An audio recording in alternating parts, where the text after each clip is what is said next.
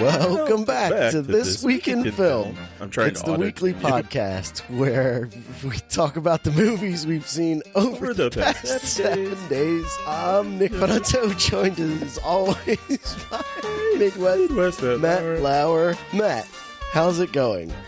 Strangely, I guess. It's going all right. That was hard to get through with start. someone talking. Isn't it? Is it? How are you doing? I'm doing all right. I'm a little under the weather, but hey. Oh, sorry just to hear great. that. It's a weekly thing. I read a thing on the internet recently that said, I used to think I had an amazing immune system, but that was before I had little people who lived in my house who would cough directly into my mouth. So, there you go. That's what having kids is like. Puts it to the test, huh? Yeah, you lose.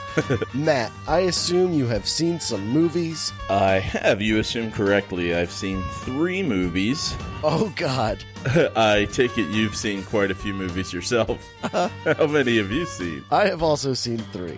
All right. It's going to be one of those episodes. If it helps, one of the movies I saw, I'm going to have very little to say about. Okay. I also will have a similar thing, so... Okay. No, let's keep the people in suspense a little longer. Well, they will probably read the title, so cool, let's do that. Hey, Matt, what did you see in film this week? Oh, you switched it up again. Yeah, I changed it immediately. I saw Abraham Lincoln, Vampire Hunter, The Grudge. The new one? Yes. And a movie called VelociPastor. What? Yeah. Looks that about this is very okay. This is very much in your future. Trust me. Let me see if I can guess. The movie could either be about 2 things. It's about a priest who becomes a dinosaur or a dinosaur who is a priest. It's the first. He becomes a dinosaur. Yep. I've sold. The movies that I have seen this week include a documentary from 2019 called TellMeWhoIAm, another movie from 2019 called Joker, and a movie from 1973 called Robin Hood. Boy, you're just going to see everything that has Robin Hood's name in it. This is the last one. Is it really? I've never seen any of the Errol Flynn Robin Hoods from like the 40s or 30s, and I don't think I will. I was going to say, it sounds like you don't intend to. After this one, there's nowhere else to go. And with that, why don't I begin? And I will start with the documentary I just mentioned called Tell Me Who I Am. All right. This is a Netflix documentary, and you haven't seen this yet, right? No, I actually don't even know about it. Okay, so I will not get in very deep on this because it's hard not to spoil. It's hard not to spoil, and to spoil it would be, and what's messed up about it, the fact that you could spoil something like this where you're like, oh, that's the spoiler. But that is why we watch the documentaries, because we want to find out the story of these guys. Okay. So basically, this is the story of, there are these 2 twins from England, Alex and Marcus, and one of them, when they're like 18, is in a very serious motorcycle accident, and he is in a coma, and he comes out of the coma, and he has lost his entire memory, except that his twin brother is his brother. And long story short, his twin brother has to teach him everything. He doesn't even recognize his mother or his father, where they live, who he is, and all that stuff. So all he knows is that, hey, you're my brother. I know you. And he also can speak English, but like he doesn't know how to tie his shoes and anything. So his brother has to show him how to do everything. And for the first 20, yes? Is it just that he has forgotten everything and how to do everything, or is his ability to function also directly impaired? It just seems like amnesia. Okay. He seems to be fully functional in every traditional sense of the word, but it just seems like he lost, like, whatever brain injury he suffered affected his memory, his long-term memory, so that it was just wiped clean. He doesn't have to relearn how to talk? No. He can talk, but he doesn't know anything. He's like a blank slate. Okay. So his brother has to show him everything, and for about the first 25 minutes of this movie, you're like, oh, this is pretty interesting, blah, blah, blah. And then the twist happens. where everything changes. And basically, I don't want to give it away, but like, it's if you had the opportunity to forget something traumatic, or someone could prevent you from knowing about something traumatic, would you do that? Okay, so it raises sort of a moral question. Yes, and that's really about as deep as I'm going to get into it without you seeing it. After you see it, we'll be able to talk about it a little bit more. But the twist is quite a twist. Like you're watching these guys, and like he goes back to their house in England or whatever, and you're like, okay, everything seems pretty normal. And then you're like, why do they sleep in a shed? And guy whose memory has been wiped doesn't know any better, and he's like, well, I guess this is just what everyone does. And you're like, oh no. Okay. And you're like, yeah. So I have some guesses here. I just don't respond. Just don't respond to any of them. So one guess is he's actually the other brother. And the second guess is that if there even was a car accident, the guy who has amnesia killed a bunch of people in the accident, and they are keeping him from finding that out. The third one is it's the movie The Village, but in real life. And the fourth one is aliens. None of those are remotely close. Oh, okay. Fair enough. You can respond. Yeah. It's pretty dark, which I'm is intrigued. why after you watch it, you'll be like, oh, that's a weird thing to be excited about. But it's interesting storytelling. The only real complaint that I kind of have about it is I like the way it was shot. Like it's got an interesting look, but also these guys had previously written a book about their experience, and this is kind of the follow-up to the book because there are a bunch of unanswered questions, I guess, in the book because the one brother refused to talk about certain things, and this movie is supposed to be like, well, he finally comes clean, and it just seems a little tacky or like a little self-serving or something. I guess biased. Maybe not biased, but are you only doing this because there are cameras around, kind of a thing? Like, because you're going to make money from the documentary, which it's a crazy story, and they deserve the money from their book sales and the documentary or whatever they got. And I guess that's a problem that I would have with any kind of documentary on a subject like this is the exploitation of yourself, your emotional trauma for your own personal gain. Mm-hmm. You feel uncomfortable watching this movie, which is the goal of the movie. But I don't. Yeah, but like you're uncomfortable, and you're also like, why are you doing this to yourself? Couldn't you just do this privately? But, I get it, but at the same time, I don't. It's, I guess, a catch-22 kind of thing, where if they had talked about what they talk about in the movie privately, then it would not have the resonance that it has in the movie. Okay. I guess it's a very voyeuristic kind of experience where you're repulsed by everything that happens in this movie, but at the same time, you're like, I can't wait to find out what happened to this guy. And then when you find out, you're like, oh, Jesus. How long is it? It's not even an hour and a half. Okay. I would recommend checking it out. It's quite good. It is very dark, and I didn't know anything about it going into it. I just knew that there was a twist, and I just kind of had it on with my kids in the room. And it's pretty family friendly for like those first 25 minutes, and then there's a change. And I was like, well, hey, who wants to watch Robin Hood? Well, listeners, stay tuned for next week. We might do a spoiler review of this movie because I'm pretty intrigued and would love to be able to find out what's going on and give you a chance to talk about it more freely. Yeah. And actually, after you watch it, I'm not sure I would have all that much more to say about it, but it would be interesting to hear what you have to say about it because you're a doctor of the mind. Well, and I also have amnesia, so... That's true. Yeah. I forgot about Oh, Nick has amnesia too.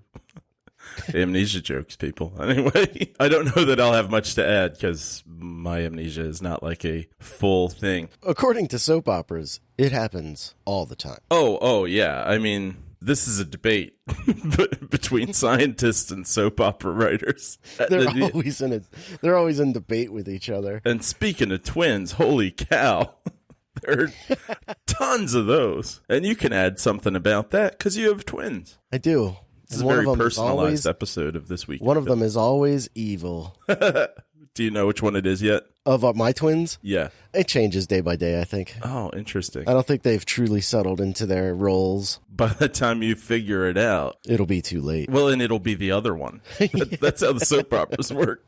Yeah. That's why I thought the guy finds out that he's the other brother. It's a shame that they're girls because it'd be easy to spot the one with the goatee. Oh, yeah. Or a scar, but maybe that happens. Oh, yeah, the scar. Later. Yeah, right. Interesting. I'll keep a lookout for that. Yeah. Well, that was Twin Corner. This week in something. Yeah. Matt, would you like to discuss one of your movies? Yeah, sure. Why not? So, Abraham Lincoln Vampire Hunter. This is the one that I'm not going to have a whole lot to say about. Oh. Have you ever seen this? I have not. Okay. This fell under that same time period as Pride and Prejudice and Zombies? Yeah, a little bit earlier, I think. Like maybe just maybe year or two. This was also based on a book, right? Yeah. Yeah, I think so. I mean, the title kind of says what this is. Plot-wise, Abraham Lincoln, well, his parents are killed by a vampire. Or at least his mom is. This isn't a very memorable movie. But anyway, so he wants to get some revenge. And yeah, actually, he doesn't even know that it's a vampire at first. So he goes to confront this dude. Oh yeah, no. It kills his mom. And he makes a promise to his dad not to do anything stupid or seek revenge. And then later his dad finally passes away. And then he's like, I'm going to take this guy down. So he goes to confront the dude. And to his surprise, the guy's a vampire. No. Yeah. Fortunately, someone. Is this in Illinois? Yes, it is. Does he grow up in a log cabin? Yeah, I think so. That's about everything I know about young Abe Lincoln. It's not out in the middle of the woods on their own. It's pretty close to a small town. And it's I don't know, I think it's Springfield, but it doesn't really matter. The point is, there's more of a Shelby place. Town. Yeah, there's a place nearby for him to confront this guy when he needs to. When he does, he finds out that the guy's a vampire, and someone intervenes, and then the guy that intervenes ends up being a vampire hunter who's like, "Hey, let me teach you the ropes of being like a vampire hunter." Like a Van Helsing guy? Yeah, something like that. There's a twist that you'll see coming when you're watching the movie, but I won't spoil it here. And throughout the movie, Abraham Lincoln gets into being a vampire hunter. He meets his wife, who originally is engaged to Alan Tudyk. Alan Tudyk's in this movie? Barely. And this plot point just seems completely unnecessary. It's just, you think it's going to come back in some way, and I kind of looked forward to seeing something happen. Because the movie doesn't actually have much plot or, like, rising action or anything. It's just sort of like nothing's happening, and then they hunt vampires, and then at the same time, not much is happening. It's weird. There's nothing really to be invested in.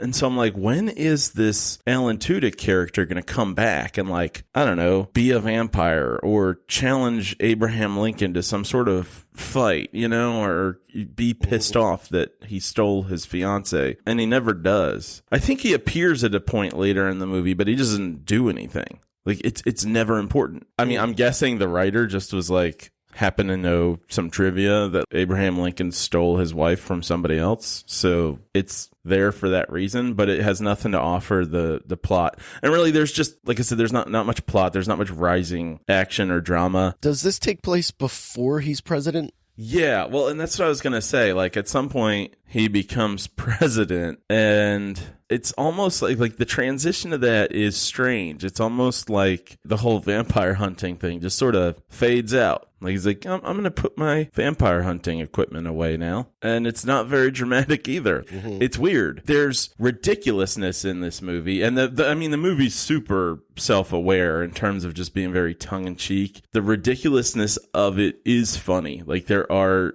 definitely jokes that make you laugh. But it's one of those things that it feels like it's longer than it needs to be. Mm-hmm. I don't think it actually is longer than like an hour and a half, but it's got maybe an hour's worth of movie to be funny. If you were curious about this movie at all, thinking, oh, it might be pretty funny, I'd say check it out. If it's something that you got something else, you're looking for ridiculous humor and you have something else you might watch, spoiler alert for the rest of the episode, then watch the other thing instead. But if you were interested, I don't think you'd be like too disappointed. It falls kind of in the middle. It's not super hilarious, and it's not like, ugh, I wish I just I hadn't watched that. Does it kind of fall into what I was saying about Pride and Prejudice and zombies, where it succeeds when you forget that there are zombies in it? Does this movie feel like the Spielberg Lincoln at all? And then, oh yeah, he fights vampires. No. There's nothing else for you to get invested in. You can't like get lost in the drama story or anything and be like, oh yeah, these relationships between these people, I kind of want to see where this is going. Oh yeah, that's right, vampires. It's like, no. Get back to the vampire hunting stuff, because that's where it's got the ridiculousness. There's a fight at some point where Abraham Lincoln is jumping from horse to horse. Like he's like as though they're stones in a river. And that's the sort of stuff where you're like, okay, this is so over the top. It's pretty funny. So yeah, it's kind of the opposite. Okay. Yeah. That's disappointing. Okay. Yeah, that's one of those movies that I'll probably watch one day. Yeah, I'd say don't watch it alone. Right. And that's it. Okay. Unless you got other questions. There's not much more for me to say about it. It's just because there's not much else for it to offer other than just kind of ridiculous. Yeah, no. The one thing I was trying to think of is I feel like in the trailer, he uses an axe a lot. Yes. And I'm trying to remember if it's Abe Lincoln or George Washington who chops down a cherry tree and cannot tell a lie. I think that's Abraham Lincoln, Honest Abe. Right. What did George Washington do? He had wooden teeth. Oh, made from Abe Lincoln's tree, of course. Yeah, that's how that works. All right, that's all I got for that then. All right. So the second movie that I will discuss is from 1973. It is Robin Hood, Walt Disney's Robin Hood, the animated movie where Robin Hood is a cool-ass fox. And this movie's great. This movie is just great. It's really 70s heavy, which gets annoying to me. I kind of can't stand that stuff. It's like where Tom and Jerry got really into the 70s, and you're like, I don't want to watch this anymore. Why are they talking? But this movie is very good. And while I was watching it, I understood why it succeeded. First of all, it is directed by a guy named Wolfgang Reitherman, and it stars a bunch of voice actors who I'm sure were quite famous in their time. Basically, this tells the story of Robin Hood, a thief who robs from the rich and gives to the poor. And it's a concept so simple that you can't believe that they've screwed it up so many times, because this movie nails it. It nails it from the word go, where it's just Robin Hood and Little John. They're best friends. The song literally says Robin Hood and Little John walking through the forest, and they're just having a good time. And then they see Prince John, who is this cowardly lion kind of guy, and they see his royal procession going by, and they're like, we're going to rob the shit out of him. And so, like, they do. They just rob him, and the prince is stupid. He's got, like, a henchman who's a snake, who's, like, smart, but he's afraid to say anything. And they rob this prince blind. The prince gets mad. Robin Hood runs away and lives to fight another day. And it's great. They establish how evil this villain is. They establish how good of a guy Robin Hood is right away. How cool his best friend Little John is, who I believe is Baloo the bear from the Jungle Book. And they just establish all of these character traits in the first 5 minutes of the movie so seamlessly and so effortlessly, and there's no bullshit about Robin Hood's comeback to Nottingham after fighting in the Crusades, and he's lost his castle to the Prince John, and now he has to take revenge on him. It's just, he's just a thief who lives in the woods, and he doesn't like the way the prince is overtaxing the people, so he's just going to take the money that he taxes and give it back to them. And that is literally the plot of the movie, is every time Robin Hood steals from Prince John gets pissed off and raises the taxes. The sheriff of Nottingham goes around and is just a dick, and he collects the taxes from everybody, including children. There's this one kid who it's his birthday and he gets like a farthing, which is some sort of British coin, I guess. And he just takes it from him. And he's like, the prince thanks you for your contribution and wishes you a happy birthday. And then he leaves. And it's so cold-blooded and cruel and perfectly executed. And then Robin Hood comes in immediately after and he's like, hey kid, here's my hat and a bow and arrow. This is the best birthday ever, isn't it? And the kid's like, it sure is, Robin Hood. I love you. And Robin Hood's like, I know, baby. And he's like, all right, I'm off to my next adventure. And his next adventure is just literally to go get the money the sheriff collected and give it back to everybody. And it just goes on. The movie is perfect. It's a classic Disney style. I was reading some of the trivia on it, and apparently it was supposed to originally be a Western, which is why many of the characters have old style Western voices, but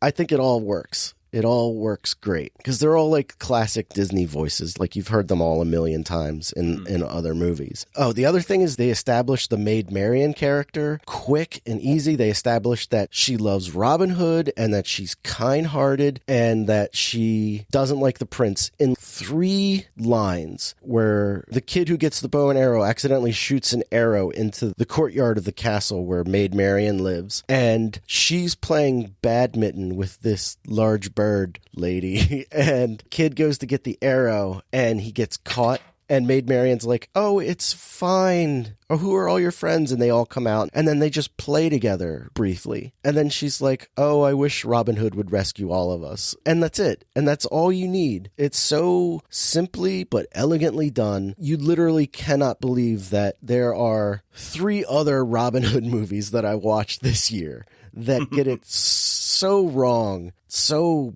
brutally wrong, and try to overcomplicate a simple plot that should be like just a timeless thing, and how backwards and terrible it can get. So if you haven't seen Robin Hood, the Disney Robin Hood from 73, I would definitely recommend checking it out. It's quite good. It's barely an hour and 20 minutes long. Some of the songs aren't great, and some of them are really 70s-ish, where you're like, all right, let's go. But none of the songs go on for too long, so you're like, okay. And then the movie's over, and you're like, I enjoyed that. Kids liked it. I don't know if I ever have seen it. So she knows Robin Hood before he becomes a criminal? Yes. Apparently, she grew up in Nottingham and then left for a while and has now come back for reasons they don't get into at all. She's just back and she's like, oh, I loved Robin Hood, but he's probably forgotten all about me. And then they quickly establish, no, he hasn't. He loves her more than ever. Now, I'm assuming his name wasn't Robin Hood before he started stealing from people. I think it is. Oh, so yeah, he's not really in disguise or anything. It's like, hey, this guy that you knew is now robbing people. You already know who it is and everything. It's not. Everyone knows who Robin Hood is. He's this outlaw who lives out in the woods.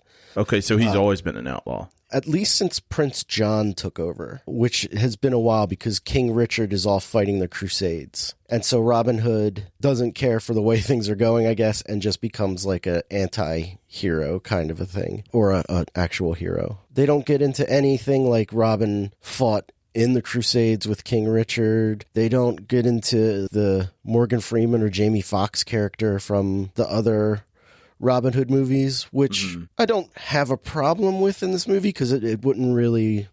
like, how did he get this friend from the Middle East without going to the Middle East? So you understand why that character's not in it, even though I know, like, from the stories that character is in it. But, like, the things that they eliminate from the story make sense why they're not in it, and you're just along for the ride. And it's brief and it's well executed. Hey, you were saying your kids really enjoyed it? They did. They really enjoyed it. It's the perfect length. And there's a lot of action. And you were talking about, does he get disguised? They are constantly in disguises. They're always putting on different clothes and no one recognizes them. It's ridiculous. Robin Hood just walks around the town of Nottingham as a blind beggar, and that's how he gets his information. But all the townspeople know that it's him, but the sheriff doesn't. So he just makes his way around town. It's great. He's just like this superhero that lives in this town where people are miserable and they love him. Okay. I will check it out sometime. Yeah, it's something within recent years I've seen pop up on like the Netflix list or something and gone, I don't know, you want to watch that? But nobody ever does. So no. I'll have to watch it on my own, like all 38-year-old men. There's a lot of nostalgia involved in it too, because it's a movie that I grew up with. So you're watching it and you remember it too. So maybe it won't hold up if you're watching it for the first time, but it had been quite a long time since I've seen it, or seen it in its entirety, and I was like, this is great, especially after all the horribleness that I've gone through with other Robin Hoods. Oh, I thought you meant like in life. No. I've led a fairly charmed life. It's a refreshing return to childhood except for the Robin Hoods, before the darkness of Robin's Hood. I imagine getting to watch your kids watch it has a certain kind of, I don't know, crossover nostalgia or something too, where you can see them experiencing it. Yeah, and they were laughing at the parts that I was laughing at too. So it was fun. It just shows you like timeless kind of humor. Do you enjoy watching movies that you saw as a kid with your kids more or differently than watching new movies with them? I wouldn't say more. I would say that I watch them differently, where I'm kind of watching them to see how they react to it, where I'm more interested in, isn't that great? It's like have you ever like listening to a comedy album with someone who hasn't listened to it yet, but you have, and you're just like, here comes a funny part. You're like watching The Room with somebody. Yeah, you're watching them to see how they react to it. But I don't know. It's interesting because I'm watching, for instance, this Robin Hood movie, like I said, with the nostalgia factor, because I've seen it many times in the past, and this is their first time watching it. And little kids, when they watch something, they like the familiar. So anything new is a treacherous road. For a while, my son, anything new, he would go, this is scary, and would like run away, and you're like, they're singing a song. But like, it's just because he didn't know what to expect. It wasn't something he'd seen 10 times already, so anything new is scary. Watching this with my kids, they never had any of those moments where they're like, oh no, I'm scared. They were just kind of like along for the ride. And there's some pretty treacherous moments in it. At one point, you think Robin Hood gets shot in the head with an arrow, and you're like, oh, well, that's sad. And then the movie continues, but they were never like upset or anything like that, because it's classic Disney, where they know how to tell a children's story. Have they seen Bambi? I don't know. I feel like my son did, but he was very young when we watched it. Land Before Time? No, we haven't watched that yet. You ready for tears at the beginning? I haven't been ready for that yet. Right. And then that girl, the Triceratops girl, do you know about her? The girl who plays the Triceratops, that's like, or not the Triceratops, maybe the little duck one who's like, yep. Ducky? Yeah, I think that's right. That actress was murdered by her father before the movie came out or something like that. And you're like, oh, now I can't enjoy this as much. Oh, I'm sad now. You don't have to share that with your kids. No, they have to know. Now I'm sad. Well, yeah, I don't have a great segue from that to... Ooh, wait, I know. Yeah, speaking of murder, Matt, you watched The Grudge? Yeah. Is that where you're going to go with next? It is. All right. Yeah, so there's a preview corner with this. All right. Preview. Yeah. I was waiting. I forgot about it until I started laughing. That was the laugh remix. Oh, okay. So it's complete. Okay. Yeah, that's it. That was the now end that of we've the track. had an intro. Another preview for Birds of Prey. I got nothing to say about it. Then I saw a preview for A Quiet Place 2. Ooh, I watched this the other day. And I cannot say that I really enjoyed A Quiet Place, but I can't say I'm really looking forward to this, because you know what it felt like in the preview to me was The Walking Dead, where it's like, oh, look, in this post-apocalyptic setting, there are other people, and the people who are still alive are bad people. And so this is a movie about people running into people rather than just the monsters. And I'm so tired of that shit from The Walking Dead that I will probably see this, because I did enjoy the first one, and I can softly assume that this is done well, but I'll be pretty apprehensive when I go in, because I really am completely tired of that formula. You know, like in The Walking Dead, it was just like, can the concern here be zombies, please? Rather than just yet another group of people who are also dangerous. Like, and other zombie movies and stuff too. Like,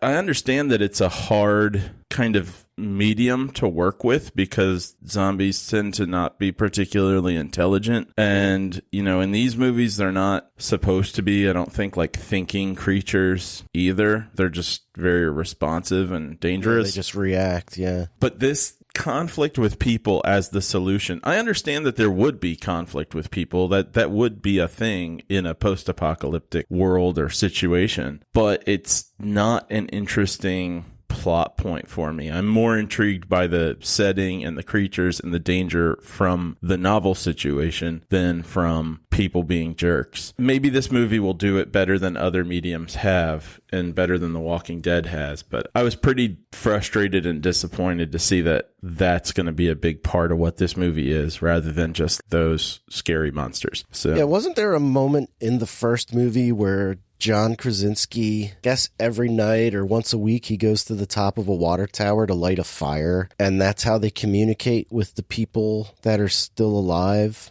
around them? Like, everybody who's still alive lights a fire just to say, hey, we're still around? You know, I don't know. I don't remember that. Because what I imagine that the Cillian Murphy character is just that guy who lives on the farm up a ways, and why is he gonna kill them? That's what I hate, is the crazy old, like you're saying, the crazy old kook who's still alive, and we're gonna have to figure out why he's got a heart of gold and he's gonna sacrifice himself to save the kid at the end. And I did like how they show, I guess the movie's also gonna be about the invasion, which I thought was pretty cool. That's part I am interested in seeing, where it's like, okay, here's how this thing got started. Yeah. But I was reading an article with the trailer that said that there are more monsters in this movie than just the hearing ones, and I'm like, don't go bigger is better kind of a thing. But I like the first one enough that and I like John Krasinski, that I'm willing to let him do it. But I do know that he didn't really want to make this movie. That's not a good sign. Right. But they offered him a ton of money, and he was like, yeah, all right, sure, let's do it. Yeah. So this movie's probably going to suck. Oh, well. It'll make money, though, and that's the goal. I agree with you, though, on that being the part of the preview that had me, like, that was the positive side, was like, okay, seeing some of where this came from, how it came to be. But the first one seems like it was a bit of a passion project for him, and it kind of had that feel. And so to know that he wasn't too excited about doing this in the first place either, that's disheartening. Yeah. Well, speaking of things that don't have people's heart in it, I saw a preview for Black Widow. And God, that is really 2 minutes of people just looking like they do not care that they're there. Oh, like, I totally disagree. Really? Yeah. I loved it. Who in the preview looks like they're having fun being in that movie? David Harbour looks like he's having fun, the Red Guardian guy. Okay, the guy. Okay. The other, like the blonde Black Widow girl or whoever it is. Looks like she's having fun to you? Yeah. Well, she's like supposed to be like a murderer. She's an assassin, so she's... I'm not talking about the character. I'm talking about the actors. I did get the sense that maybe the guy's enjoying his jokes, whether they're funny or not. But I was just looking at their faces going like, man, they look as disinterested as I feel. I disagree. Okay. Well, you're allowed to disagree. I mean, you're allowed to be wrong. And then I saw another preview for The Gentleman. I don't have anything more to say about that. Preview for Fantasy Island. I watched this trailer. What do you think? Well, first off, it is based on the show. Like 100%. Yeah. Oh, you know what? I never saw the show, so maybe I just didn't know what it actually was. Down to the point where like the one character's like the plane, which is... And the white suit that Michael Pena is. Either time that I saw it. Wait, so Fantasy Island, the show, is about people getting to live out dreams and having it be twisted? But without the horror twist, I believe. I never watched the show. I just was aware of it. And I think it starred Christopher Lee. Wasn't he like the main character of the... He was the guy... I have no idea, man. He was the Michael Pena of the. He was the white suit guy. I'm pretty sure it's Christopher Lee. And then the little person from The Man with the Golden Gun, who was also starred Christopher Lee. I can't remember that actor's name, but he's the guy who's like, the plane. Yeah. Is like his helper guy, and they make people's dreams come true. Really? But this movie is this, but twisted. And I was like, I love this. I am on board with this. Yeah. Well, it comes out on Valentine's Day, so you don't have to wait long if you want to see it soon. Oh, that's not a good sign of Valentine's Day horror no. movie. So nope. It's better than a January release date, but I think Happy Death Day might have come out on Valentine's Day, though, and that's got both of our seals of approval. That's true. Yeah, you're right. I don't remember. Did you see the second one of that? I have not yet, no. Oh, yeah. You got to get around to that. Yeah. Got to watch a lot of things. Yeah, well, this time in the Fantasy Island preview, the thing that stood out to me was that they call out the no phone service thing in the preview. I'm like, that's a weird thing to feel like you need to include. Right, yeah. I mean, yeah, that's an unfortunate conceit we have with all modern day contemporary horror movies where they have to be like, here's why we don't have phones. But to put that in the preview is just like, this is what? Why? Yeah. Yeah. Well, then I saw another preview, and why is Vin Diesel? Why is Vin Diesel? Why is Vin Diesel? Yeah. So, yeah, I think I might have seen a preview for this before, but it's a movie called Bloodshot, and he's got nano-robot technology, and it seems like it's one of those, here's a super soldier, you know, and he's got some sort of amnesia. Maybe he died or was in a coma, and he's waking up and realizes, it's like Jason Bourne kind of thing, except he's got superpowers instead of just being very kick-ass. And he's like, oh, I've got some sort of grudge against the people who made me. But it's kind of mixed with The Edge of Tomorrow or something where it's like, I don't know, he keeps getting destroyed and starting over again. And I mean, I don't know at this point, like, I might not be able to see Vin Diesel in anything and be excited about it because I've never seen anything with him that I've enjoyed, and I haven't enjoyed him. I don't know. It might be a little bit of a mix between that and that it's a pretty stale idea, but I don't know. I feel like I've got a pretty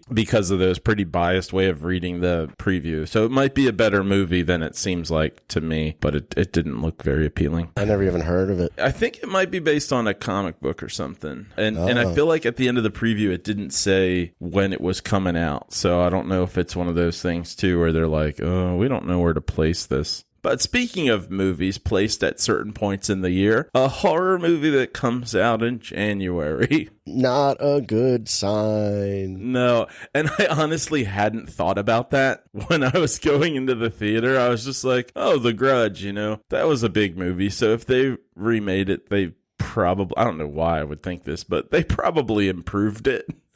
What? I don't know, dude. There's nothing about my life and my movie watching experiences that justify that sort of conclusion. And yet, here we are. You, of course, remember why we loved The Grudge so much. I don't even remember if we did. I remember that we got the crap scared out of us in the previews because we saw a ghost next to the exit sign, the screen, yeah.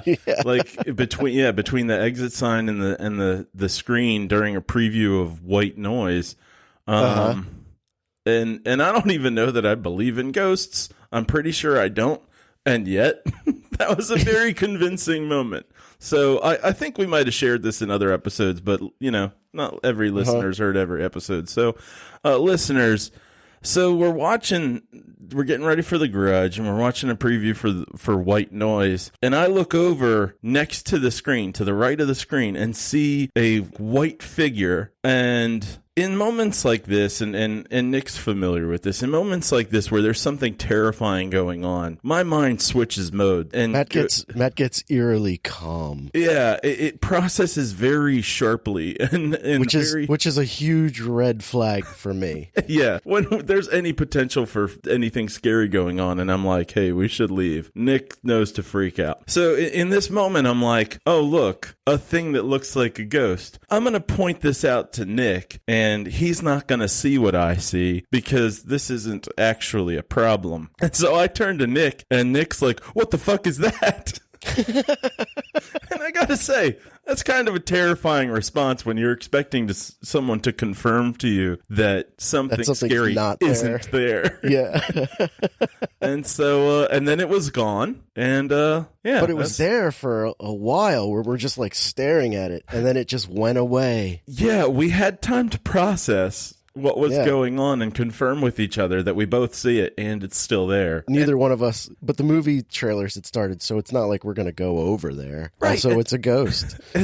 And well, in movies, for instance, The Grudge, when you see something terrifying happen to somebody and then 10 minutes later they're acting like nothing happened and you're like, what is wrong with you? I guess there's some truth to it because we just sat there watching movies. Just sat there. So anyway. But like that first Grudge movie scared the crap out of me. One, because we were primed by the actual ghost. True. But like the creepy Grudge noise from the first one, that,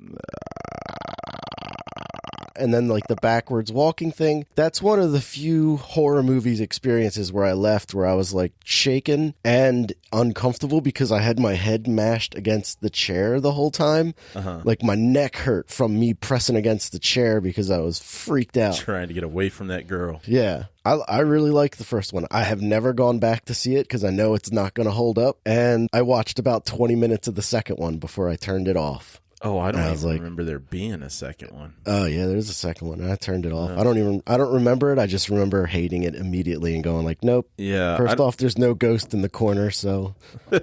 Well, yeah, I don't know that I've ever seen the second one. If I did, I definitely forgot about it. This movie does not have that same the I don't know, bad guy, the ghosts, whatever in this movie, not nearly as effective as that kid with makeup on. Just totally not. Now, my experience with this movie was slightly skewed. And by slightly, I mean potentially a lot. I mean, this is a bad movie. I'm going to just tell you right now. But I had an audience experience that just got under my skin. Now, I used to be a bit more uptight than I am now. I've mellowed a bit. You know, all the stuff that I do as a therapist, I apply to myself. I've learned to be more accepting and allow things to kind of come and go. And, you know, things don't go your way, and that's okay. But for some reason last night, man, this is just one of these things that bugged the shit out of me. Because there were two people. It wasn't packed. It was probably a half, maybe a third full theater. Because I think it was the opening night for the movie. There were a fair amount of open seats. There were open seats in front of me. And then these two people decided that they wanted to be able to put their feet up on the chairs in front of them, but there were people in front of them. And instead of moving over to spaces that were open but didn't have me behind them, they decided, hey, let's move to this place where we can put our feet up, but prevent Matt from putting his feet up by sitting in front of him. And I was so pissed off. I was like, why don't I deserve to be allowed to put my feet up, you assholes? And almost like they wanted to revel in what they were doing. Now, I don't think they actually were trying to ruin my experience, but the woman sat in front of me and like rocked her chair back and forth furiously when she sat down. And I'm like about 6'1", maybe 6'1.5". So like, there's not a ton of room between my knees and the seat in front of me. So not only did she take the seat in front of me, it's like she was trying to bang it into my knees. And I just wanted to punch them. I was so frustrated. And I did, if there were not a lot of people there, I might have said something. Like, I really considered it a couple times, just being like, mostly out of bafflement, if that's a thing. Like, I just wanted to be like, hey, guys, why sit in front of me instead of just in an open space? But I didn't want to like start anything and interrupt other people's movie experience. I honestly think if there weren't anybody within like speaking range of us, I would have, just really out of curiosity. Like, I wouldn't have yelled at them or anything, because like I said, I don't think they were actually trying to bother me. I'm not quite that narcissistic to go like, this is about me. But man, just not being able to address felt it that way. Well, and not being able to address it, I'm like, man, I have a pretty good way of saying what I need to say without starting something, but I can't do it. So all I have to do is sit here and have these people rock in front of me. Oh, so Now, if this movie were interesting, I probably would have moved on a lot easier too. But that's one problem with this movie. It is not interesting at all. This is the least engaging movie I've seen since The Possession of Hannah Grace. Oh. Yeah, So the idea of this movie is when someone is murdered in a moment of rage, it creates a curse that like sticks with the house that they're in, but then it gets transferred. This movie doesn't even know its own rules. And I would imagine this is said like it's some special thing, but I'm like, well, aren't a lot of people murdered in a moment of rage? Like either they're mad that they're being murdered or the person murdering them is mad. The way this movie's told, it's kind of like someone's killed, right? And I don't even know who's supposed to be enraged. You see this movie through kind of three lenses of stories. It's like the first people to get killed, and then people it got passed on to, and then other people it got passed on to, because it's a real mixed bag or a real mixed message in terms of whether it's the house that's haunted or the people or what, like how this actually gets passed on. And it seems like it's kind of like if people go into a space where it gets passed on. But people are interacting with other people all the time who have had interaction with this, I don't know, ghost, curse, whatever, and it doesn't get passed on, so the rules don't make sense. And now that I'm thinking about it, I'm realizing that the very first people in the movie, there's a woman, and it is the first like scene in the movie, who sort of picks it up, but you don't know what she actually saw, so I don't think you actually know what the first murder was. So you don't actually know where the rage happened, but it gets passed on. And so like she kills some people, and then someone else comes to that house, and then they kill people, and then someone else comes to that house, and I guess they kill people.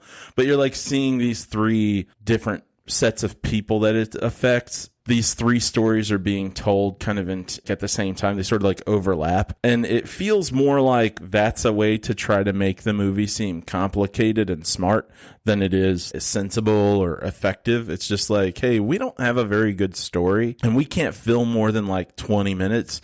So we're just going to do it 3 times. But instead of doing it in a linear way, because that would be easy to tell that it's shitty storytelling, we're going to chop it up and make it seem like we know how to tell a story in an interesting way. And it doesn't work. It doesn't help. It doesn't make it interesting. And then at the end, it acts like there's this big reveal. It's like, here's what actually happened. And you're like, well, we already know that. We've known that the whole fucking time, movie. This isn't interesting. And this movie takes itself very seriously. Like, there's a lot of moments where it just seems like it thinks it's dramatic. I don't even know if it seems to think it's scary. It just seems to think it's impactful, and it's just really, really, really not. I don't know that the acting's actually bad, but there's nobody to care about in this movie. Everyone's kind of depressed, but there's nothing that pulls you into anybody's story. If there's a main character, she has a kid, and you don't even really get a chance to care about the kid.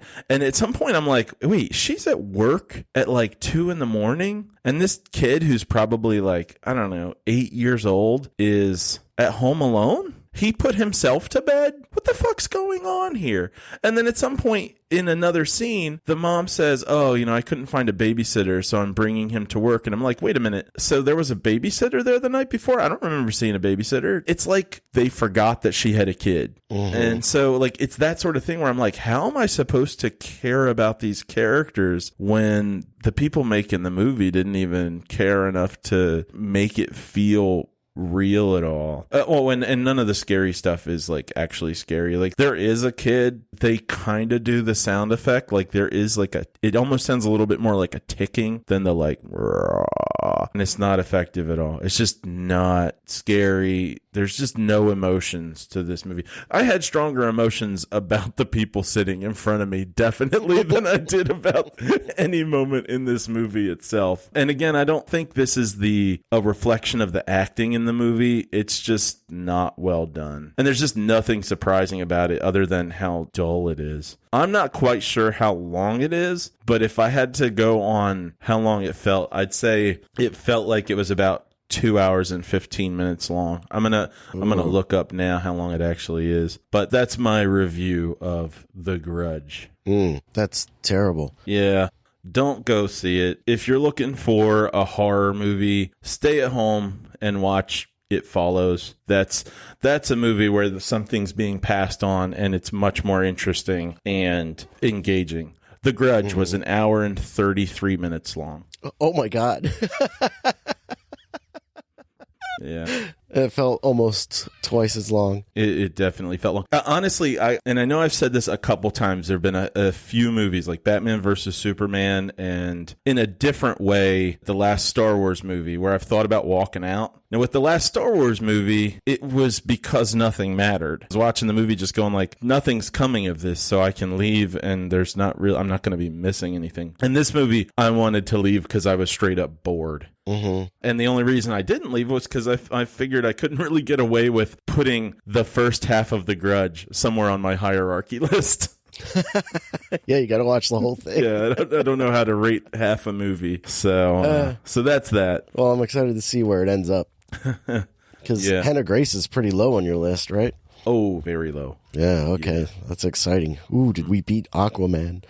No. All right. That brings me to the final movie that I watched this week from 2019, Joker, directed by Todd Phillips. It stars Joaquin Phoenix, Robert De Niro, and Zazie Beetz. We're going to get into spoilers on this because Matt and I have now both seen it, finally. But before we do that, I'll let you know my general impressions, which were, I loved this. Yeah. I loved it a lot. From the first frame of the movie where the old style Warner Brothers logo shows up, I was like, oh, I'm in love. The way the movie looks, the textures, the colors were so perfect. It felt like you were watching a movie that was made in 1977. Got like a French Connection style movie, or even like the way the sound design is. Like, what's it called? The guys who make the sound effects. Foley? The Foley artist, like the Foley work in that first scene or wherever where they steal his sign when he's dressed as the clown and they're just running and you just hear the feet on the street and you're like, that is some great Foley work. Oh man, I love the way this movie looked. I love the way it sounded. I love the way it was cut together. I loved it. Now we'll get into spoilers.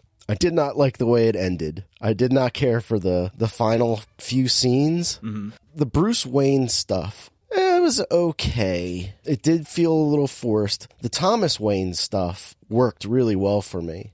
Yeah. Because finally Thomas Wayne is acting like an actual rich person. Right. Instead of this benevolent billionaire. Yeah, he's not like a philanthropist. Well, I guess he's a philanthropist, but he's like an actual billionaire where he's, yeah, I'll give you some money, but what's in it for me?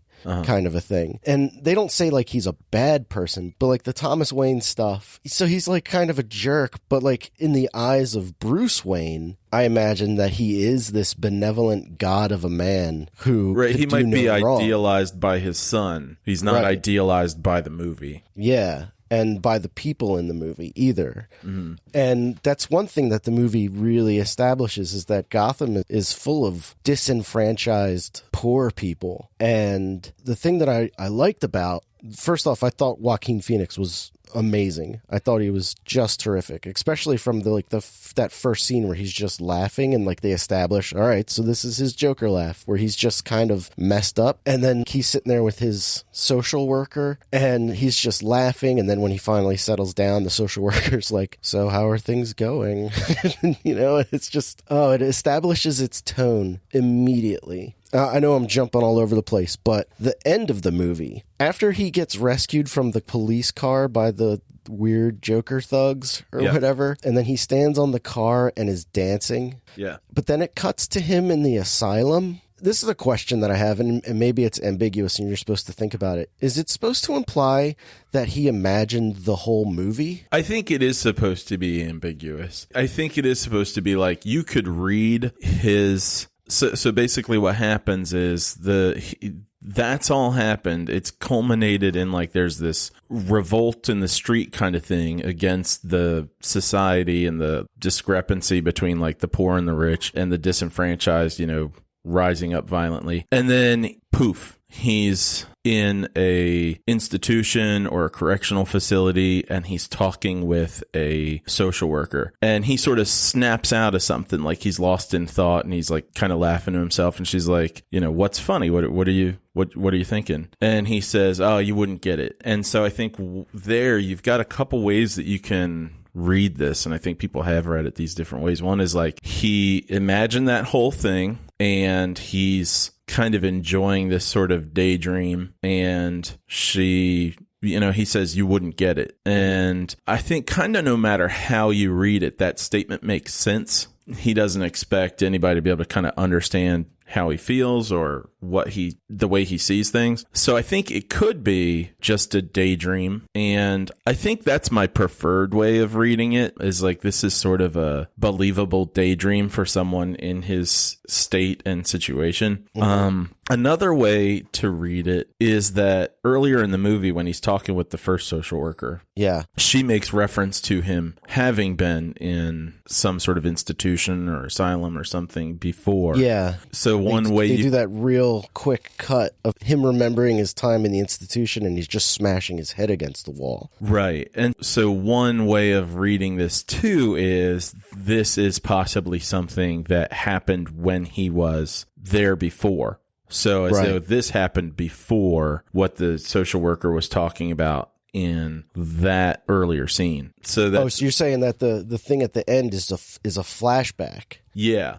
Yeah, so that's another possibility too. I didn't think about that. I've heard other people say that, and it occurred to me in the movie when I saw the movie too. But I was like, it doesn't ring as true to me because it seems to be implied that he murdered her, and so kind of referring back to that, the way it was referred to in the earlier scene, if it were referring back to murdering her, it just seems like it didn't quite have enough weight in that moment to be like, oh, I'm referring back to when you murdered somebody. Mm-hmm. And then the other possibility is that like, no, he didn't imagine, like that this is not a flashback. It's just this stuff all happened. It's not in his head and he's remembering it, and whatever he's laughing at, he's saying, oh, you wouldn't understand it, but it already happened. And I mean, you just watched the whole movie. So in terms of going like, that's how this played out, seems weird. It seems like it makes more sense for it to have been in his head, except if this was all in his head, it seems a little bit strange that he would have imagined a scenario in which he imagined having a girlfriend. Yeah. And so that's a little odd too, but I feel like the most fitting of the three explanations to me is that he imagined this whole thing. It's a daydream. He's kind of laughing at it because it humors him in this strange,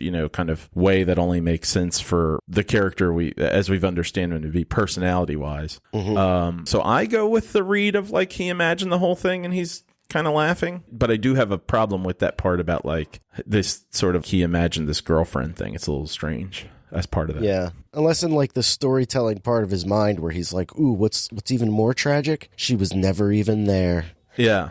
Yeah. And I think that still works. It's just a little odd because it's like kind of tricking yourself. But I think the way you just said it is probably the best way of reconciling that too, is to go like, yeah, he would see that as the most tragic thing. That's how kind of just messed up the whole thing is. It's also kind of implied that he kills her. Right. Like, they don't resolve that at all. Like, you're just supposed to decide whether or not he did it. And I could not figure it out if he did or not. It is ambiguous. So I can't say there's no way for me to back this up. But I feel like in terms of it making sense, that's just why else would this even be hinted at? Like, what's the alternative? He just went, oh, okay, well, I'll see you later. And he just walked out. It's like, no, those people are dead. He killed her and he probably killed her kid too.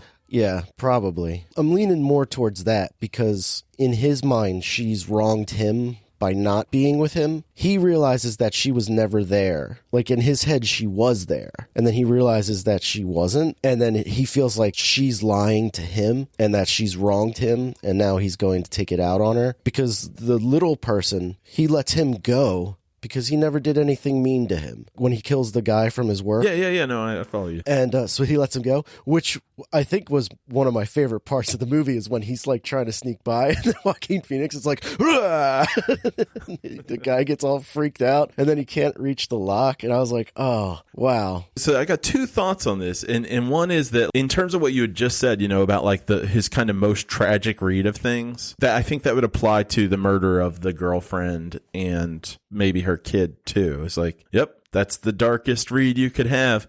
Yeah, exactly. Yeah, good point. And the darkest read you could have, I guess, on this other situation is that he also kills the little person. But it's actually one of the few moments in the movie where I was like, okay, this, and I guess I mean this a bit as a criticism, but it's the only part of the entire movie where I'm like, okay, this is the Joker, because there's like a little bit of chaos in that. The rest of the movie is just tragic. That is the only moment in the movie where there's any chaos to it, where it's like, oh, you know what? If this is a story where everything is just as bad as it can possibly be, that's the one moment in the movie where he's like, you know what? I'm not completely predictable. I'm actually going to let you go. And there's this weird twisted humor about the guy not being able to reach the door handle or the lock. And you actually don't know what's going to happen. Is he going to let him out or not? And then he does the like booga booga scare and then lets him go. And that doesn't quite fit with the tragedy of everything, but it's the one place where there's a little bit of this unpredictability. Otherwise, it's pretty predictable. I mean, you know where the movie's going. Yeah. And that's my problem with this movie as in the context for me of a Joker from the DC Universe story, as far as just like a tragic movie where it's just like, hey, everything's going bad for somebody and it's going to go in a bad direction. It all works pretty well. Yeah.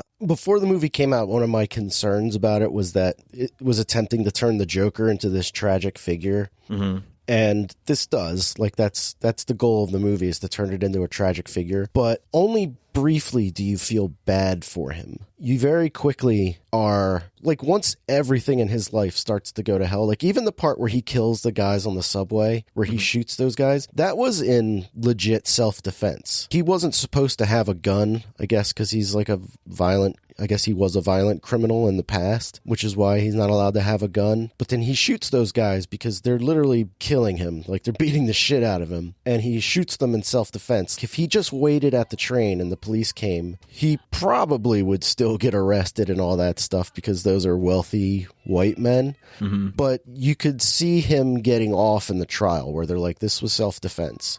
But everything that happens after that, where he realizes that nothing matters anymore, and that's when you stop feeling bad for him and you're just kind of going with him for this journey, this descent into madness, I guess. Because they don't really establish... The only time you realize that he stopped taking his medication or that his medication was helping him at all is when he's getting ready to kill the big guy. And he says, yeah, I stopped taking my meds. I feel great. Mm-hmm. And you're like, oh, is he snapping now because he's off his meds and all this other stuff has happened, or would all of this happen anyway because he got off his meds? And that's a question that kind of doesn't get answered. And I guess it doesn't need to be. He's just a crazy person. But if you're going to explore that, I kind of want more information. But the movie can't be 16 hours long, like it's not going to tell you everything. Well, and I think it wants you to be left with questions. Yeah, that's true. One thing, getting back to the Thomas Wayne stuff, is Alec Baldwin was originally cast as Thomas Wayne, and he dropped out for whatever reason. I don't remember why, but he would have been perfect in that role. Yeah, I think so. Because the guy that they got to replace him is like, he's just like an Alec Baldwin type, where the whole time he's talking, I was like, oh, I can imagine Alec Baldwin doing this, and this would be probably the same, except it would be Alec Baldwin, his delivery. But the guy that they got, I think, did a pretty good job. The other thing is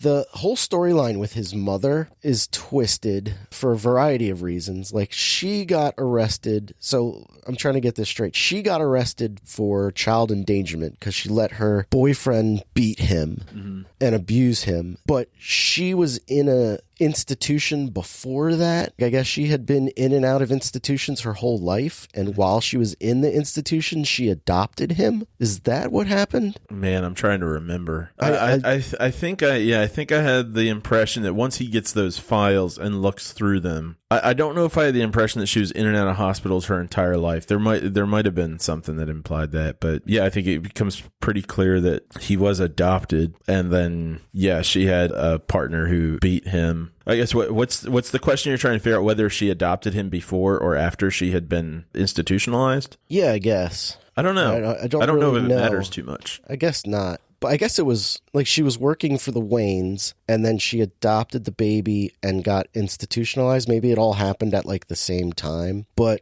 the relationship that he has with his mother, I don't think reflects the history he has with his mother, where he's like the victim of abuse, but like his mother loves him very much. And I think it would have worked a little better story-wise if he treated her the same as he does in the movie, but that she was terrible to him. I think it would make a lot more sense, for especially when he turns on her, if he finally realizes, oh, you're terrible to me. But like, she's always been kind to him, except for when she let a man abuse him. So I don't know. Yeah, the relationship with the mom is challenging. I don't think I felt the same kind of, I didn't feel that same pull. Like, it seemed to me like it was a pretty ambiguous, and there's a lot of gray sort of in that situation. I didn't get the impression that she was just good to him all the time. You know, there's some sort of affection here, but like, I mean, she's constantly telling him he's not funny. So, like, there's also an insensitivity, and, like, yeah, she allowed abuse, and I'm not in any way making it an evaluation of people who can't get out of situations where they're abusive partners or anything, but from the perspective of the kid, you know, going like, okay, so this is the only person I have, and they're not able to protect me, or they're not protecting me. And that sort of like, love your abuser, love your parent who can't protect you. Like, I could see that being pretty kind of gray area, mixed feelings, and kind of chaotic in his mind too. Like, I think that's still, even if he's imagining this whole thing at the end, that still says something about how unclear and chaotic and unsafe whatever this guy's backstory is. He grew up without a real safe relationship. And I think the larger movie saying like, that's how strained things are when society doesn't care about people. The best situation you might have is having a family member who doesn't abuse you. And that might be the closest thing to a loving relationship you have. Okay, good point. The other thing I wanted to mention that I really liked is the one night where he's in the comedy club, not where he's performing, but he's just watching the comedian, and he's laughing at all the wrong spots.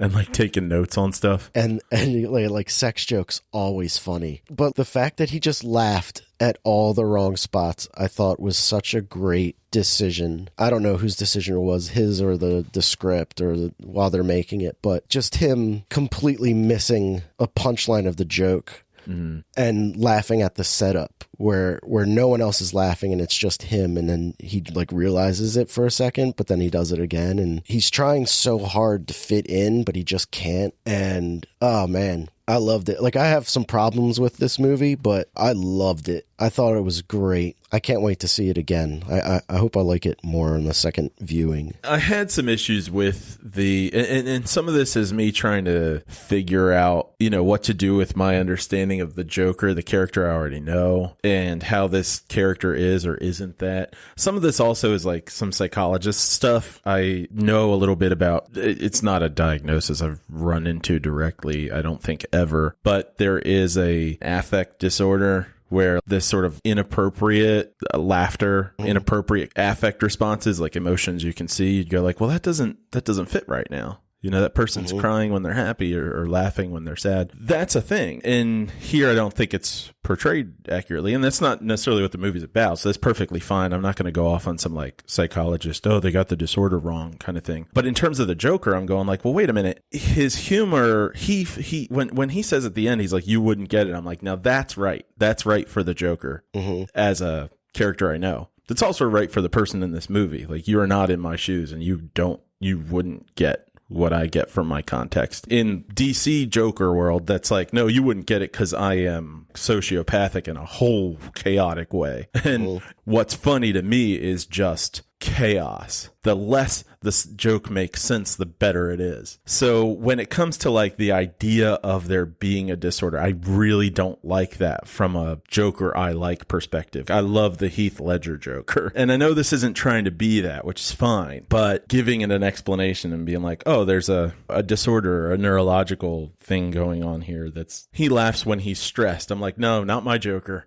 My Joker's not laughing because he's got stress and it's coming out in a different way because of how his body responds. If he's at all laughing about stress, it's because he finds his own chaos hilarious and he's like, ha ha ha, that's happening to me. And I don't care that it's me. It's just interesting because something is going on. Whereas in this movie, it's like, oh, he has this thing that he can explain to people like, no, I'm not really laughing right now. I don't really think it's funny. It's just that my body's responding differently. I have a card to explain that. I'm actually a fairly normal person. I just have this response where my body does something different. I'm like, that is definitely not my Joker. You know, that's a person I actually understand in the real world. And one thing I like about the Joker as a character elsewhere in DC is like, he's not an understandable guy. He thrives on chaos. Here's a person who's an understandable person who's made this way by neurological issues and society and circumstances and is understandable. And that's fine. You know, there's nothing wrong with that. It emphasizes to me in a way how, you know, I've heard on a handful of different occasions that this movie wasn't originally a Joker movie. It wasn't about the Joker. It was just a person and the writer couldn't sell it. And so he went to Warner Brothers and said, what if this was a Joker movie? And they were like, yeah, well, we're making tons of superhero movies and stuff right now. And, you know, Wolverine or Logan did well, and we got Deadpool and whatnot. So, yeah, let's do something different. It can probably make a lot of money. And clearly it did. I mean, this movie was in the theater right up until it came out on streaming and Blu-ray and stuff. So good call on their part, I guess. But for me, I probably would have enjoyed this movie more if it weren't supposed to have anything to do with the Joker, really. Getting back like a minute to what you were saying about him laughing at inappropriate things is while you were talking about it, I started thinking about it a little more, and maybe what's happening when he's laughing at stuff, where he gives that lady his card, or when he's on the bus, and then later when he's laughing on the subway, and all the other times when he's laughing. And in his head, he knows this isn't funny. I shouldn't be laughing at this. Why am I laughing? Oh, right. I have a condition. And what the actuality is that he thinks it's hilarious. He thinks it's hilarious. And inside, he knows he shouldn't. Like, this isn't funny. Most people don't think it's funny. Coming back to that, you wouldn't get it. Like, why are you laughing? You wouldn't get it because he's the only one who thinks it's funny. And it's easier just to say, oh, I have a condition where I laugh at things uncontrollably, even when I shouldn't be. I think works really well for me, where at the end of the movie, he realizes, oh, this is hilarious. And I'm the only one who gets how funny it is. I really like that. You know, and I don't exactly disagree. I just think that there are some moments in the movie where I feel like that's the case, and other moments where I feel like it's not. And that's one of the things that kind of it grates on me a little bit with this movie, where I'm like, oh, I want it to be a little bit more cohesive in this way, where it really is that's the case. Oh, or it's not a Joker movie. It's a movie about a guy and does have a disorder. And I think some of that is that there are some scenes where he's laughing and he's sort of crying at the same time. And I'm like, it does make it seem like it's a disorder. And then there are other moments where it's like, no, he has a sociopathic sense of humor, and maybe some of the psychologist stuff does get in the way. I try not to get into the whole. I want to on this podcast, you know, just kind of talk about movies from a movie standpoint. I don't really want to bring any outside knowledge really into it, but that's something that at times, you know, I probably can't do. You know, there are certain ways I look at people that's kind of from a therapist standpoint, or have a hard time putting down some, you know, science that I know. And so maybe those moments would read a little bit differently for me, where I wouldn't go like the moments where it feels like a disorder might not feel so human and feel as much like they are a disorder to me if it weren't for that background in my world. And I might be able to go more with the like, okay, what you're saying, he really just does think this is hilarious, and it's only that way from his perspective, and I like that, and some of that is a little bit more Joker, I know, kind of idea when he says at the end, like, you wouldn't get it. I like that moment. And strangely enough, I kind of like that from both sides, where if it's he's a sociopath and he sees things in this way that nobody gets because it's all chaos, I like that. And if it were not a Joker movie and it was a movie about a guy that's just a tragic story, I could appreciate that too, where it's like, nobody does get it because everyone who is put in this position by society feels very alone. And even if they have this in common, they don't feel like they understand each other. And maybe they don't. When it comes to these two social workers, they're kind of interesting characters, because the social worker who's in the middle of the movie, in the beginning of the movie, she gets more or less laid off. And she's kind of in the same position where she's like, damn it, I'm trying, you know, and it's like, and they're like, you know what, you don't matter. Who cares about these people and who cares about you trying to help these people? And it's like, damn it, it's the people at the bottom trying to help each other. And the people with the power are just like, you know what, we can make more money off of things if we don't pay for any of this stuff. So fuck you. And there's a part where he seems resentful of her. And I'm like, oh man, she's trying to help you too. But she's so disheartened too that her heart's not really in it either. And the idea of you wouldn't get it, that is pretty tragic, because it's like, man, maybe they would get it, you know, because they're in a crappy position too. But at the same time, it's like, no, you're on your own too. And she's on her own and everybody's on their own because the powers that be suck. And then when everyone revolts at the end, you're like, yeah, I can kind of go with that. Go ahead, set everything on fire. I might be losing my thread a little bit here. I'll just stop talking. Well, I had a thought about when that social worker is talking to him and she's telling him, like, the funding has been cut, blah, blah, blah. And he's like, you haven't been listening to anything I've been saying. He's like, you don't care about me and all. And he goes on his rant. And while he's saying that, I'm realizing you're the same way. You haven't heard a word that she said. You haven't heard a word that she said to you. You don't realize that she is trying to help you. I think she thinks he's kind of a lost cause, but she's still trying.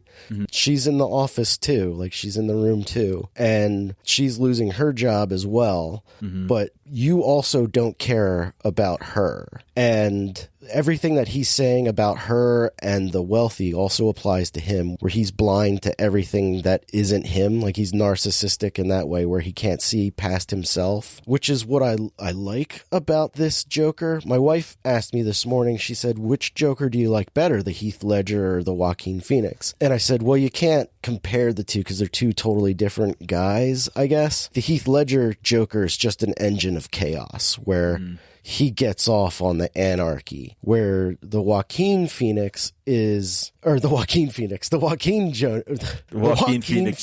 Joker doesn't care about anyone but himself. What I like about the end is when he's like practicing for his interview on the Robert De Niro show, that he's going to tell his joke, and the punchline is he shoots himself in the head. And I don't think he decides that he's going to kill Robert De Niro until he pulls the gun out. Yeah, I think that's true. And I think in that moment he goes, why should I kill myself? You're the one who sucks. And he shoots Robert De Niro, and then he like walks up to the camera and he's like embracing the chaos that he's finally realizing. All the chaos that's happening in the city is kind of because of him. And for the most part, he doesn't care. He doesn't care at all. It's just convenient for him most of the time. And then like he just kind of embraces it at the end, where he's like, oh yeah, I did this. Yeah, there's like a flavor of like, oh, power, I taste it. Right. And he wants more, which is like why at the end where he's like dancing on the car feels a little weird, because it's outside the character we've seen the whole movie, but it's, I guess, setting up for a sequel or something. I don't know. See, I feel like that's a moment where they're like, you're right, it's two different stories. One's an agent of chaos, one's a tragic story that has an explanation. And at the end there, when he starts dancing, I'm like, oh, you know, the taste of power thing makes a lot of sense for this character. But then at the end, it's like, oh, you know what? We want this to seem a little more jokery than it has. So we're just going to have him dance now too. Yeah. When he's riding in the car and he's looking out the window and he's sort of like, wow, that fits for this Joker. Yeah. When he's dancing on the car, it's like, oh, now you want it to be that other Joker. Right. Yeah. No. Yeah. Well, and something else I recently heard, which kind of irks me, but I guess for me, things like this bother me a bit more than I would choose for them to. But like when I see people that I like, or performances and I like, like if I like a band and then I see a home video of them or something and see that they're just like not funny or they're idiots or something, I'm like, oh man, that kind of ruins it for me. And then I don't want to listen to their album as much. With this, I was like, I enjoyed, I don't know if enjoyed's the right word, but I appreciated the performance and whatnot from Joaquin Phoenix, who isn't someone I generally like think of myself as liking, but I do think has talent. And I was hearing the other day about how he, went all method and whatnot and treated everybody like shit except for Robert De Niro. And whenever he was around him, he just snapped into being a normal, respectful, nice person. And that tainted it. Fucking dick.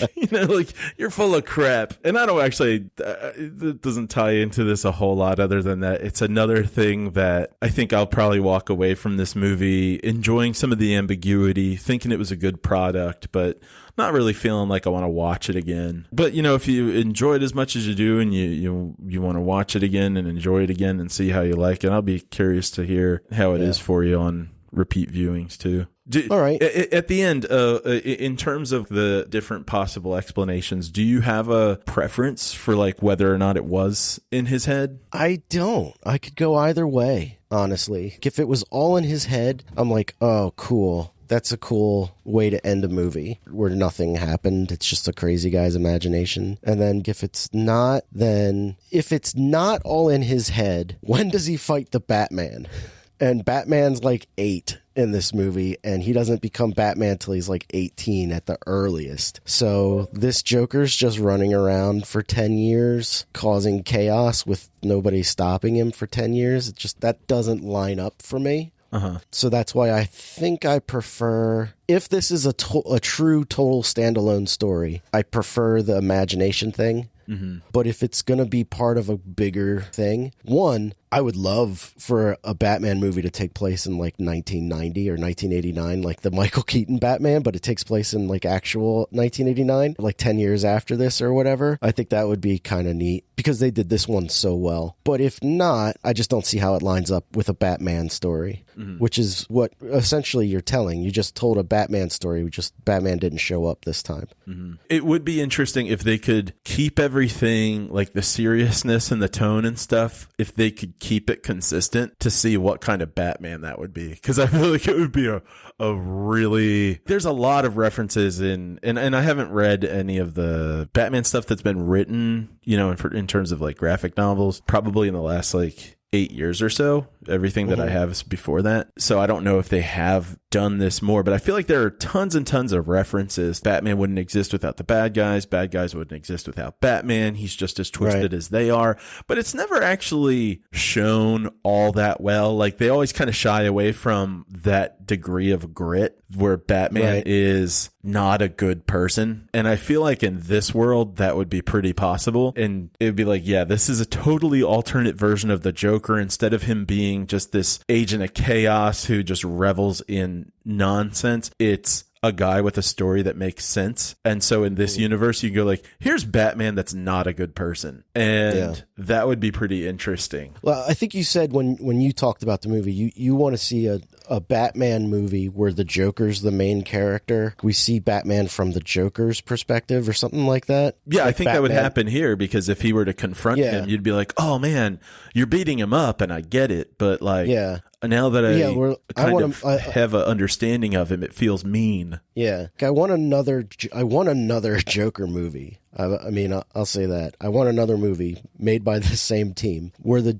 Joker's still the protagonist, but Batman is your antagonist. I think it hasn't been done. So. Well, and it'd be interesting because you can't exactly like, even though the Joker's the protagonist, you can't exactly root for him. Right. He's that's like an anti-hero. right? Isn't that what an anti-hero is? I don't even know at this point, because I think with all the things that we've had, like I think Deadpool's considered an anti-hero, but you're totally rooting for him. So like at this point, I don't even know what we mean by anti-hero. So yeah. Well, what's funny is like rooting for him is that at the end of this movie, like I had heard before I saw it that when the Joker gets to the talk show, that something terrible happens. And the whole time it's building up to it, I'm thinking, how does he kill everyone at the talk show? Like, how does he kill everyone? He doesn't have any bombs. Like, he doesn't know how to do any of that stuff. And then what happens is he just shoots Robert De Niro in the head. And I went, oh, that's it? Oh. Well, it's effective, but like in my head, I had built up the Joker doing something much more grandiose. Right. Like executing all of the audience or something. Like somehow he electrocutes everyone somehow. Right. Something that goes a little bit more with like the Joker,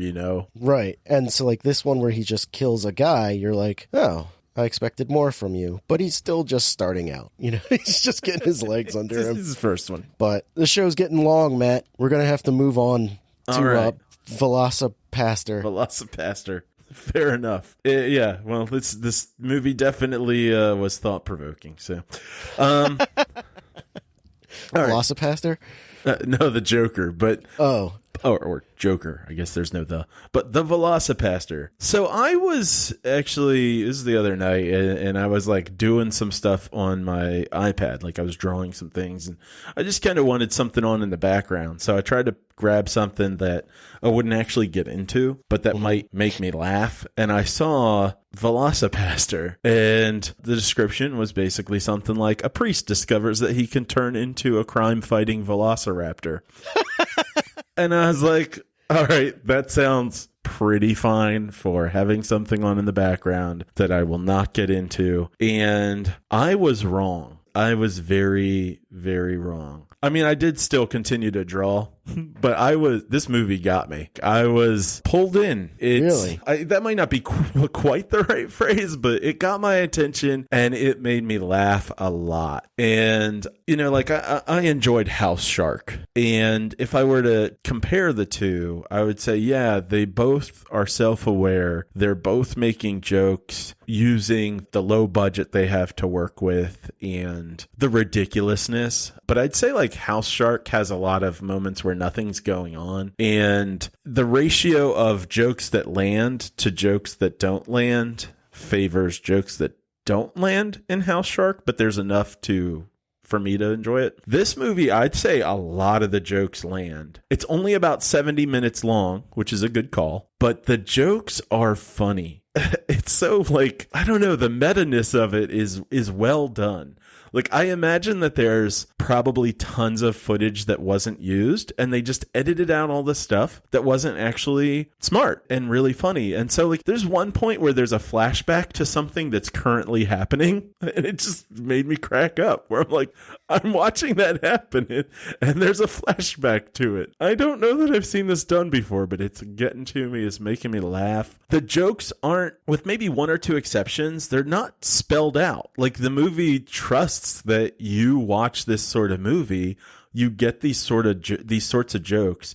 It's like a movie that knows that you know movies. So when it makes fun of something that movies do, it just trusts that you'll get it. It's like, yeah, you get the joke. You don't need me to tell you that this is the joke we're making. And so you actually get to enjoy it without it being like spoiled on top of just experiencing it. The two main characters in this, the VelociPastor and his prostitute girlfriend, the actors are Gregory James Cohen and Alyssa Kempinski, and they're good, man. They like have good chemistry with each other, comedic chemistry, like timing. Yeah, they have a romance thing going on in the movie, and I don't necessarily mean romantic chemistry, because it doesn't matter whether you believe or not that these two love each other. If they were in a movie where there was romance, I trust that they could, because I think comedy's probably harder anyway, but their timing together is great. Like, if these two actors are, I don't know, in improv group together or just have projects that they work on together, then it shows because they seem really comfortable with each other. And there's a lot of like face acting that just works, man.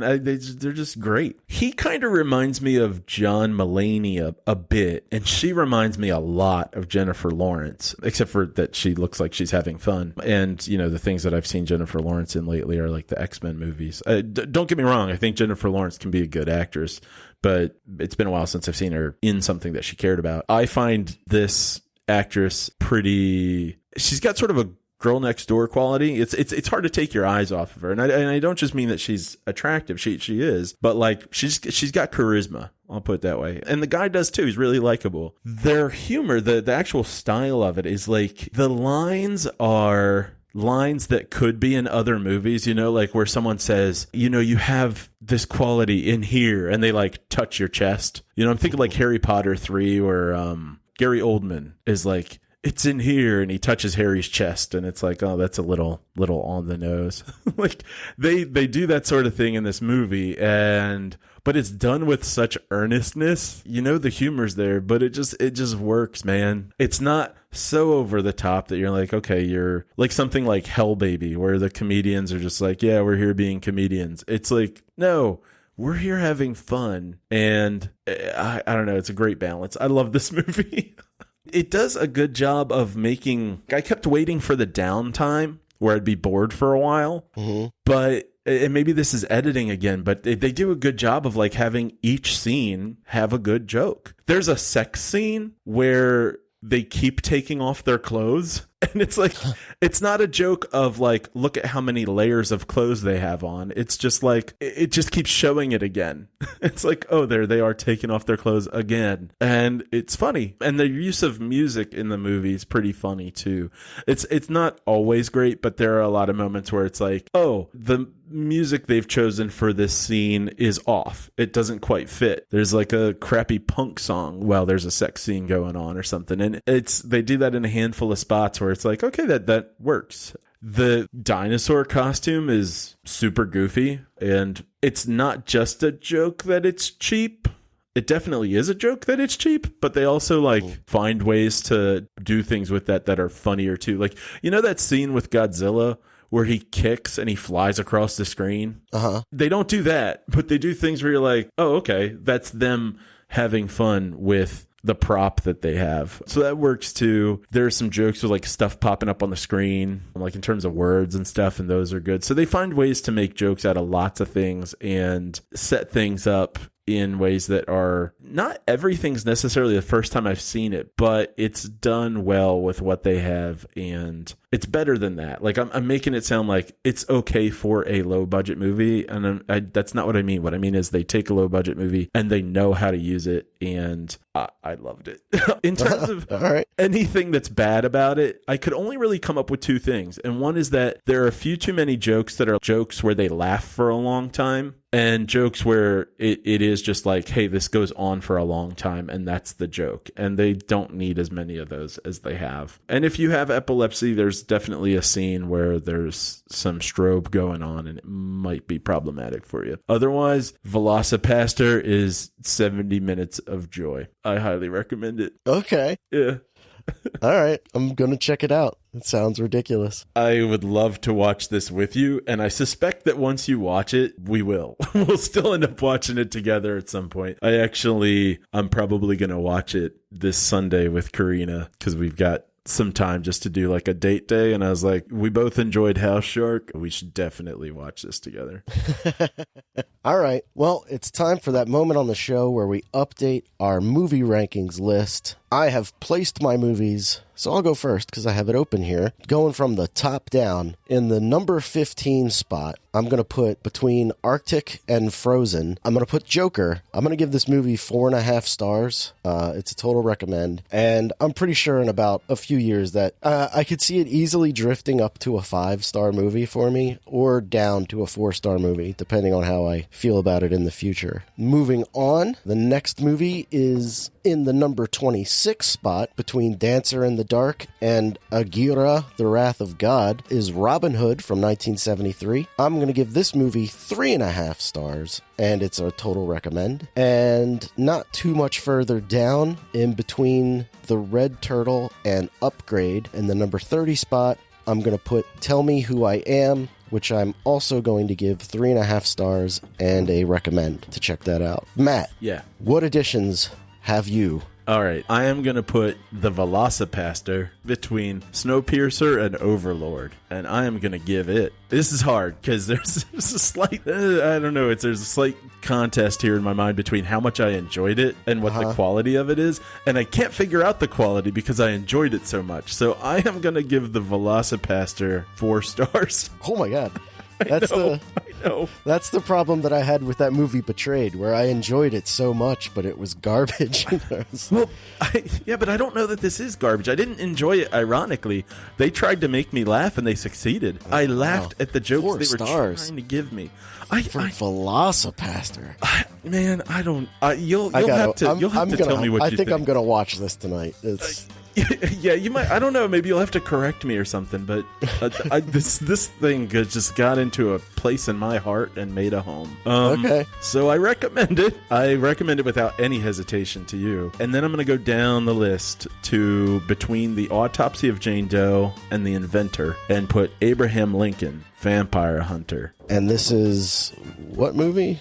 Abraham Lincoln, Vampire Hunter. Man, I did kind of enjoy it. It's hard because I enjoyed VelociPastor so much more. I'm going to give it 2 stars. Ooh. And I can't figure out whether I would recommend that to people or not. Yeah, sure. It's a very weak recommend, but yeah, check it out. Your life won't be worse for having watched it. You might want to, again, make sure you have somebody with you. You probably don't want to watch it on your own. It might be nice if you got a nice cold one to go with it. And then we're going to go way down to the bottom.